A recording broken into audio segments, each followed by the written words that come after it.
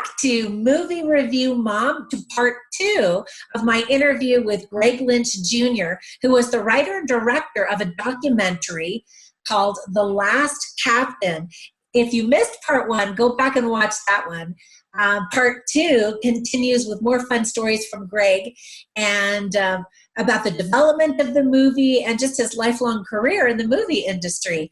The film is about a World War II hero. He was also in World War I and in the Hungarian Revolution, and was an Olympic fencing or saber champion. Fascinating man and truly inspiring. So thank you for supporting Movie Review Mom, and especially for supporting some of these new and upcoming movie directors. So keep watching.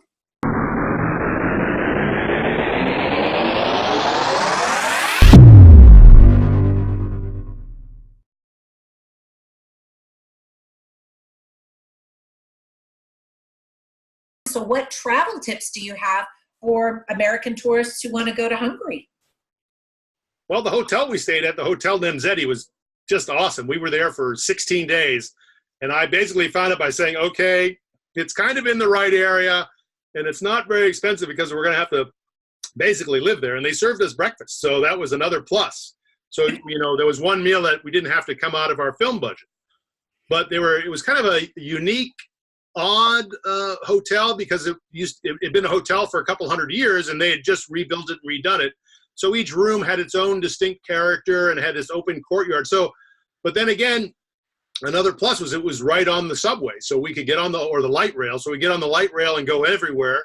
It was also within walking distance of the big, you know, shopping districts that were close down the river. So we were a little bit away maybe from the thing, but we could still get everywhere pretty easily. And this was in Budapest? In Budapest. Yeah. And you know, one of the things maybe you don't know too is that Budapest is actually 2 cities. It's Buda and Pest, split by the Danube. And so Buda is the big hillside where the royalty lived, and Pest is the flat area that was on the other side of the river. So if you were a worker, you were in Pest. If you were a high mucky muck, you were in Buda. Oh, I didn't know that. Well, thanks for the little history lesson there. There you go. So it's a beautiful walking city. There's, you know, beautiful old building. We didn't get in. We got it. On St. Stephen's Day, there's a relic of St. Stephen. They actually have his hand in a glass case or something. Yeah, in a glass case. And so on the St. Stephen's Day, everybody gets in front of the cathedral, and all these soldiers take the cask and they walk around the thing so everybody can see the hand. And we were there. It's like, well, this is pretty weird. But, and things to see. So, I mean, if you're going to go on August 21st, which is that day. Yeah. The big celebration day. That's a really good tip. Okay, so back to the movie. Back to the movie. Yeah, so I remember you being really into fencing in high school with some of those other guys. And I only have done it twice. And it's so much fun. And it's interesting that you and Doug Nichols had this passion for fencing. And that's what drew you to doing this particular film, right? Well, yeah. It was... On the one hand, it was like somebody wanted to give me a chance to make a movie. I was like, okay, whatever, we'll do it. But the fencing aspect is fascinating because fencing is one of those sports where you're like, what the hell is fencing? And one of the hurdles we had to overcome for the film was like, well, what is fencing and why should we even care? And fencing is a very interesting sport because there's a lot of physical activity. You know, there's a lot, you know, you're fencing, you're moving back and forth, you're moving your body, and it's a lot of sprinting, let's say. But then again, it's also your mind, so it's a very, you know, mental activity because it's like, how do I defeat my opponent both physically by moving and mentally by outsmarting him on being able to hit him with my weapon? Yeah, that's actually an interesting aspect of the movie. It's not necessarily just the physical aspect of what a great athlete Pillar was, but really how he did out-psych his opponents and really think through each of the they're called bouts or yes. A bout. Yeah. Yeah. I mean, yeah. That really came out in the movie. I thought was so fascinating. Everybody said Pillar was a really smart guy. Yeah. It was all tricks and strategies and one of the we get into it too. His master was called Laszlo Borsody, and he would work up strategies on how am I going to defeat this opponent. And like we said during the Olympics in 1932 in Los Angeles, it wasn't so much as having to beat his opponents. Like, well, how do I outthink him? Here's an opponent that I really don't want to fence because he's big and tall and he's going to wear me out. But I know I can beat the guy after him, so I'm going to let you go, and I'm going to take the guy out, and I'm going to win the Olympics. So it wasn't a physical battle. It was like, hey, I can outthink the rest of those guys. I know I have to beat this guy, and I know I can beat him. But I'm going to outthink him, so I'm going to win. I thought that was such an interesting part of the competition and a really great part of the storytelling. That just is amazing to me. So now there will be some people who will say, I'm not really interested in fencing, so why should I watch this movie? What will I get out of it? And when I write my movie reviews, I always post what are the themes, the inspiring messages of the film. So for someone who may be not interested in athleticism or the sport itself, what do you think they can get out of this movie? Well, I mean, at its core, he's a fencer, and but it's a story of history. It's about how it's a great history lesson of that country at that period. I mean, after World War I, Hungary is in disarray. We don't really touch on that because it doesn't, but it's a time of anti-Semitism too, because you have Jewish fencers, let's say, who need to learn fencing because dueling is still prominent at that time in Hungary. So the Jewish fencers all had to learn how to fence to protect themselves and not be killed. And that's subsequently, you have all these great Jewish Hungarian fencers. And then you have what happened in World War II when, Hungary was kind of caught in the middle between Russia and Germany. They were kind of, we'll be on Germany's side, but we really don't want to follow Germany. So they got in this bind until Germany took them over. And there's Pillar at the end of World War II, escaping from the Russians because they're a German country, but he doesn't really want to be part of the German things as well, and eventually might have to go to a prison camp because he's captured. And then finally, the third big chunk of history that we probably don't realize is that much like, we've heard of the Czech Spring or in the revolutions that in Poland when the country opened up. Well, that happened in Hungary in 1956, where the Hungarian people said, we're a little tired of communism. We want to determine our own life and our own thing. So the whole country basically rose up and said, we're going to determine what we're going to do. We're not going to let the USSR tell us what we want to do anymore. And so when Pillar goes to Melbourne, he's like, oh, we're free. We've done all this thing. But while they're gone, the Russians, or the USSR at that time, the Soviet Union, says, well, no, you're our country. You'll do what we want. And they sent in the Russian army and they sent in the Russian tanks and basically, blew up Hungary. And while these guys are in, and we don't know that, and while the Olympic team is in Melbourne, Australia for the Olympics, they decide, well, we can't go back and live under that regime. And so we're going to go and forge our own new path. And so these are stories of history for a history buff that it's such a fascinating subject to learn all these things in such a short time. Yeah, it really is fascinating. And you're right. I mean, besides it being an inspiring movie about this incredible man who was a military hero, an Olympic hero, just surviving through the 3 historical wars is very impressive. And I thought it was very inspiring. Who else did you find in all of your interviews was really inspiring to you personally? Well, we met Peter Westbrook, who was our gold medal or our bronze medalist in the 1984 Olympics in Los Angeles. And if you were a fencer at that time, we had never won an Olympic medal. The last time we had won an Olympic medal was 26 years ago. It was back in the 50s. And you're like, well, we're the Americans. We don't win medals. And here was this saber fencer from New York, who also his life is equally as fascinating, goes on to win the bronze medal. And there's something that he probably could have won gold, but he was hedging his bets. He wanted to make sure he won a medal. And he knew of Pillar because his teacher, Csaba Eltes, was a student of Pillar's. So he had this direct lineage of Pillar to Eltesh to Westbrook. And so it's like, well, we need to talk to Westbrook because, well, first of all, he's a hero of ours because he won the Olympics, and because he knew kind of Pillar and he knew Pillar stories.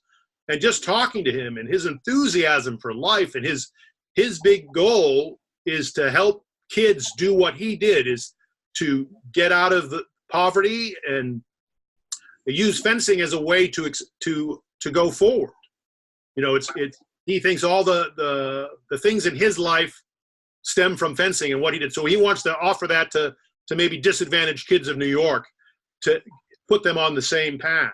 And he was so passionate about it. And the things he's doing is just one of those guys, you just want to listen to him all day. And we did. It was like, you have to kick us out of your house. We're not leaving.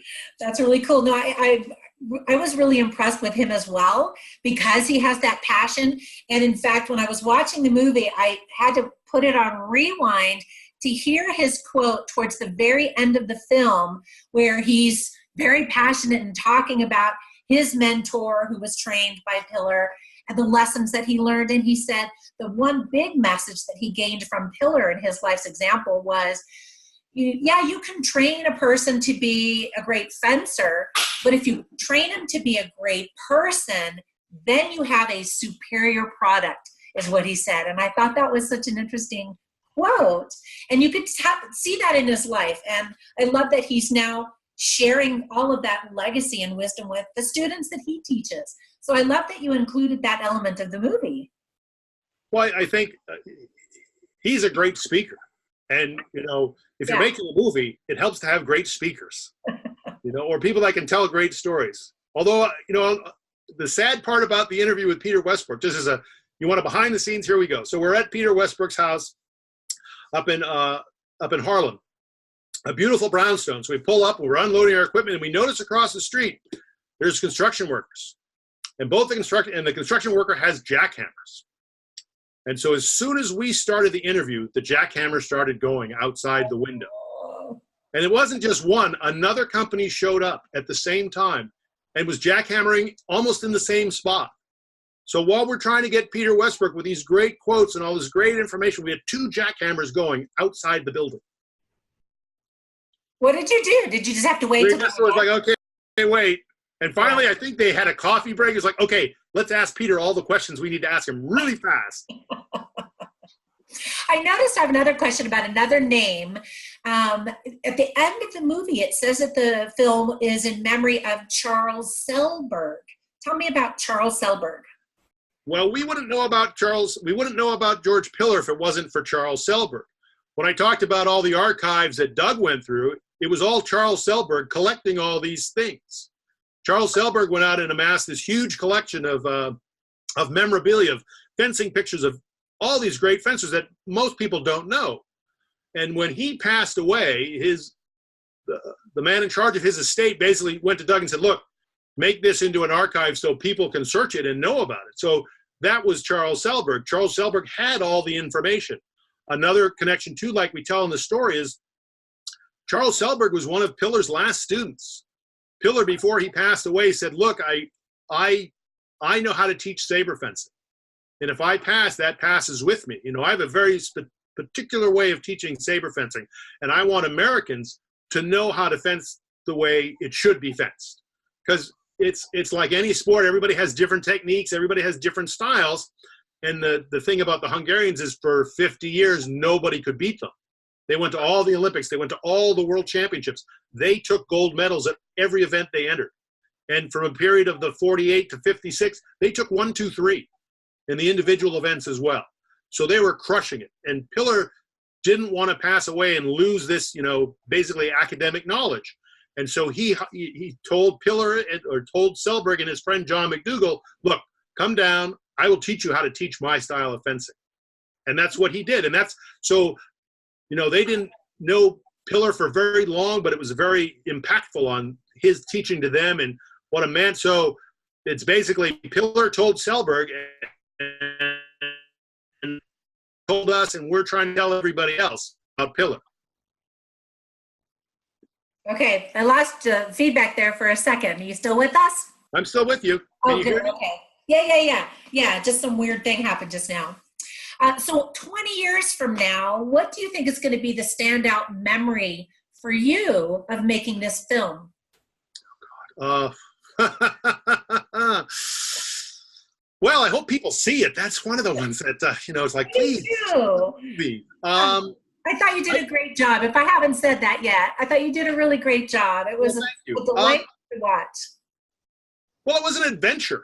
I think making the movie was this, wild, hey, we got a few bucks. Let's go grab some curtains, and Uncle Joe has a barn. We're going to put on a show. And next thing you know, I'm driving a van across the United States with all of our equipment, and we're meeting all these strange people, and we're flying to Hungary and meeting even more strange people or different and interesting people. And it was just the adventure of the thing and I think one of the keys of this film, or making any film, is like everybody we asked, everybody was enthusiastic to talk about it. I don't want to talk about that guy, but it's like, everybody's like, oh, I want to be on camera talking about George Pillar.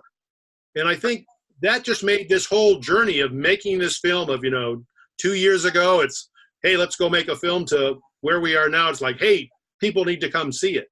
And it was an adventure, and that's what I'm going to remember, is doing what we did.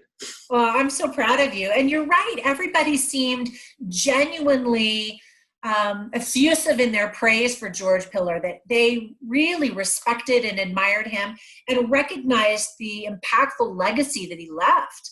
I mean, what an incredible man. It would have been nice to meet him, because everybody talked about this presence and this, he was the officer. He was this man, and he wasn't stern or anything. As we say in the film, it's like, if he was on the strip, he was the maestro. But everywhere else, he was Uncle George. He was your uncle. He would help you out. He would do things for you. And you wanted to meet the guy. You wanted to spend time with him. And hopefully we get a little bit of his essence in the film of who George Pillar was. Yeah, I agree. I wanted to meet him afterwards, and obviously he passed away. But I think that what you've done is create an archive and a film that will be long-lasting. And how wonderful. What a great thing that you'll always be able to say that you helped create material that will make a long-lasting legacy for him and his family. I mean, what a gift to his family and his descendants to be able to pass that on. Unfortunately, he doesn't have any family. There was a kind of a tragic episodes with his wife and daughter as well that we don't touch about in the film because it's a little too horrific. But oh no, because you talked about his daughter and showed pictures of his daughter. Yeah, it's I can't really go into it because it's really tragic what happened to her. I'll tell you, but it's like in fencing, they don't have a memory of what happened before them. If you're a fencer, you're fencing what's in front of you. So you just want to know what you can do to win at fencing. You don't really care what brought you to this point. And unlike Eastern martial arts, where you have a legacy of my master was taught by this master, taught by this master, in fencing you really don't have that. And what the West Coast Fencing Archive is trying to do is kind of like change that a little bit so we know the stories of how we got to where we are. I mean, how did we get saber fencing? I mean, how did saber fencing come from that big, heavy cavalry saber to this lightweight modern weapon? And maybe a lot of people don't care about that story, but at least we know what that story is now. And that's, the idea behind the last guy is like, George Pillar, who the heck is he? And hopefully it was like, well, he's this man that maybe helped you get to where you are now that you might not know about. Yeah, and I love, too, the aspect of the movie where you talk about how everything he did was for Hungary, to honor his country and his countrymen. That really came across in the film. And so whether or not he has actual descendants, anybody who has Hungarian ancestry can really embrace him as one of their own and part of their history. And so I like that element as well. There's one little snippet in the film where after he wins in the 1932 Olympics, he wins the gold medal in team and individual. And they had a big celebration at the Budapest train station. He gets up and he gives a speech. And we actually have the film, a copy of it, and it's kind of hard to say, but basically he said, we had the job to do for Hungary and we went and did it. Yeah. That's my job, is to support Hungary. And I went and I won the medals to make Hungary great again. And that's what he did. Yeah, I love that. Well, you did a great job telling his story for sure. So what is next for you? Where can my viewers find you? Well, you can find out about The Last Captain at facebook.com/The Last Captain. You can go to the West Coast Fencing Archive if you find you want to learn more about fencing history. Well, basically, the West Coast Fencing, it talks about the West Coast of the United States because there's already a guy that's covering pretty much the East Coast, which is where the center of fencing would be if you ask the East Coasters. But we talk about the stories of West. There's a lot of great stories. So if you went to the West Coast Fencing Archive.com, you could find a whole bunch of stories. Doug puts up articles all the time, and we put the pictures up of the times, and he's going out and he's researching. So that's a great resource if you want to know more about fencing. Okay, and I'll definitely put it in the description below on the YouTube video. So what's your next project? What would be your dream movie to make next? We've actually already started on the next picture. Oh. We had a little bit of money left over in the budget. We said, hey, we should go make another film because we're not bright enough to have learned our lesson. Let's go make another one. So we're making a documentary about he's another saber fencer, but he's the next generation. He actually learned from Chaba Eltesh as well, Peter Westbrook's ghost. His name is Michael DeSaro, and he might have been one of the first of this big new wave of American saber fencers. And he started in New York, and he was winning everything. He was had some of the best results internationally. And then he had some problems, let's say, because he was a little hippie, maybe. He actually went to a tournament. They said, hey, you need to cut your hair if you want to be on the Olympic team. And he said, no, except in more colorful language. But then he moved out to the West Coast, and he was actually the fencing coach at San Jose State University, where he brought the women's fencing team at the time where women weren't thought of highly as fencers. He brought the women's fencing team to be the champions, the college champions 5 years in a row. Wow. We're telling his story next. Wow, well, that's so cool. Obviously, you're great at documentaries. Do you ever see yourself doing a feature film with yes, with me in it? I actually, because I was a writer, I have a couple of screenplays that would be more than excited to make into movies. So yeah, we'll see. We're making fencing movies now because we have fencing movie money. But there's so many, it's film. You can make films on anything, and so we'll see where we go. Well, that's so awesome. Thank you so much for spending time with me. And did you learn how to say goodbye in Hungarian while you were there? The one phrase I learned was thank you, because that's an important one. And I'm probably going to say it wrong. And if there are Hungarian listeners, I apologize, because Hungarian is a difficult language. It doesn't really have the Indo-European roots. It has its kind of own. It also has a weird structure. But the one it was thank you. And how you say thank you is kusunum sepan. Wow. And it's got a lot of S's and Z's and umlauts in there, and it's just, you'd look at it in your mind, but kusunum sepan. And so that'd be the one I would toss out at the end of the interviews. Because if you'll see in the movie, I know there are a lot of subtitles, but we had to translate all those Hungarians into English, so I picked up a little, but just so when I was interviewing our Hungarian speakers, we could say kusunum sepan. Oh, well, that's really sweet. Kusunum sepan. I probably didn't say that right. But thank you. No, thank you. Yeah, and good luck with your film. Like I said before, I'm so proud of you, and I'm excited to see more from you. So keep acting, keep making movies for us. You bet. I will. All right. Awesome. Well, I'll talk to you later. Bye-bye. Okay, bye.